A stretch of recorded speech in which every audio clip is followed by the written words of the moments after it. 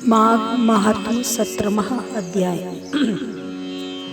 अप्सराएं कहने लगी कि हे राक्षसगण, वह ब्राह्मण कहने लगा कि इंद्र इस प्रकार अपनी अमरावती पुरी को गया, सो हे कल्याणी, हे देवी, तुम भी देवताओं के लिए सेवा के लिए जाने वाले प्रयाग में माघ माह में स्नान करने से निष्पाप होकर स्वर्ग में अवश्य ही जाओगी। सो मैंने उस ब्राह्मण के ये वचन सुनकर उसके पैरों में पड़कर प्रणाम किया और घर में आकर सब भाई बांधव, नौकर चाकर, धनाधिक त्याग कर शरीर को नष्ट होने वाली वस्तु समझकर क्षण भंगुर समझकर घर से निकली और माघ गंगा यमुना में संगम पर जाकर स्नान किया। तो हे निशाचर, हे राक्षस, 3 दिन के स्नान से मेरे सारे पूरे कर्म, सारे पुराने जन्मों के, पूर्व जन्मों के पाप नष्ट हो गए और 27 दिन के पुण्य से मैं देवता हो गई और पार्वती जी की सखी होकर सुख से निवास करती हूँ। इसीलिए मैं प्रयाग के महात्मा को याद करके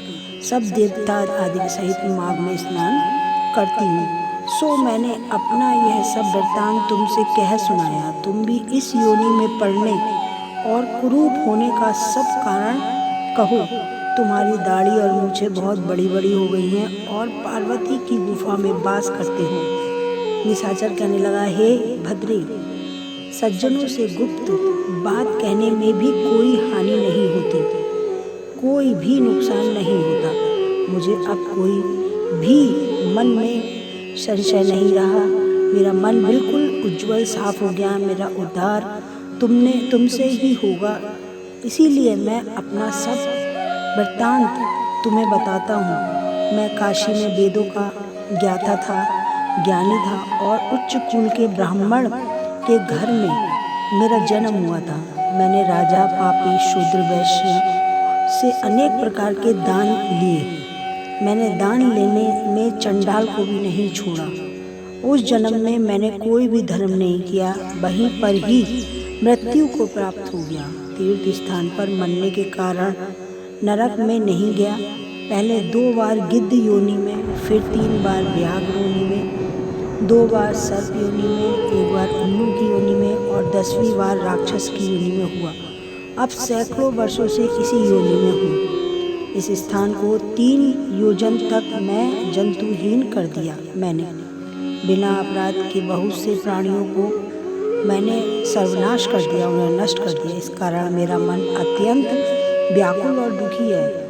तुम्हारे इस दर्शन से मेरे चित्र में कुछ शांति आई, क्योंकि सज्जनों का संग तुरंत ही फलदायी और सुखदायी होता है। मैंने अपने दुख के कारण आपसे कहे और सज्जन लोग सदैव दूसरों के दुखों से दुखी होते हैं।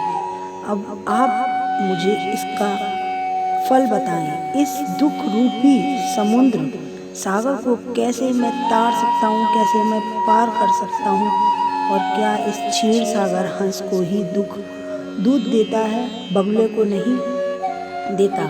दत्तरा जी के ऐसे कहने लगे कि इस प्रकार उसके ऐसे वचन सुनकर कांचन मालिनी ने कहा, हे राक्षस, मैं तुम्हारा अवश्य ही कल्याण करूँगी। मैंने यह दृढ़ प्रतिज्ञा कर ली है। तुम्हारी मुक्ति के लिए मैं जरूर ही ऐसा कोई प्रयत्न करूंगी। मैंने कई बार प्रयाग में स्नान किया है। वेद जानने वाले ऋषियों ने दुखी को दान देने की प्रशंसा की है। समुद्र में जल बरसने से क्या लाभ है? प्रयाग स्नान करने का 1 बार का फल मैं तुझे देती हूँ, उसी को तुम्हें स्वर्ग की प्राप्ति होगी। उस फल का अनुभव मैं कर चुकी हूँ। तब उस अप्सरा ने अपने गीले वस्त्र का जल में छोड़कर जल को हाथ में लेकर माघ स्नान के फल उस राक्षस को अर्पण किया। उसी समय पुण्य प्राप्त वह राक्षस शरीर को छोड़कर तेजमय सूर्य के समान देवता स्वरूप हो गया। आकाश में विमान पर चढ़कर अपनी कांति से चारों दिशाओं को उज्ज्वल प्रकाशित शोभायमान करता हुआ कहने लगा, ईश्वर ही जानता है कि तुमने मुझ पर कितना बड़ा उपकार किया है। अब भी कृपया कुछ शिक्षा दो।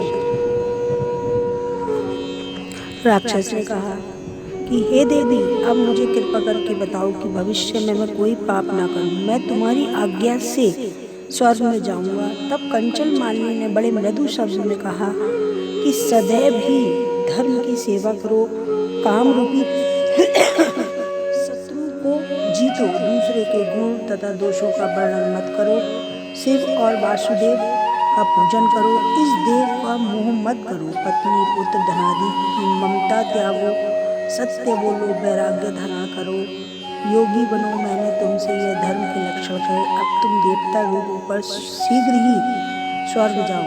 दत्ता जी कहने लगे, इस प्रकार गंधर्वों से शोभित वह राक्षस कांचन मालिनी को विनम्र भाव से प्रणाम करके स्वर्ग को गया और देव कन्याओं ने वहां आकर कंचन मालिनी के पुण्यों की वर्षा की और प्रेम पूर्वक कहा, हे देवी, हे भद्रे, तुमने इस राक्षस का उद्धार किया, इस दुष्ट के डर से कोई भी इस प्रकार वन में प्रवेश नहीं करता था, अब हम निडर होकर विचरेंगे। इस प्रकार कंचन मालिनी उस राक्षस का उद्धार करके प्रेम पूर्वक देव कन्याओं से क्रीड़ा करते हुए शिवलोक को गई।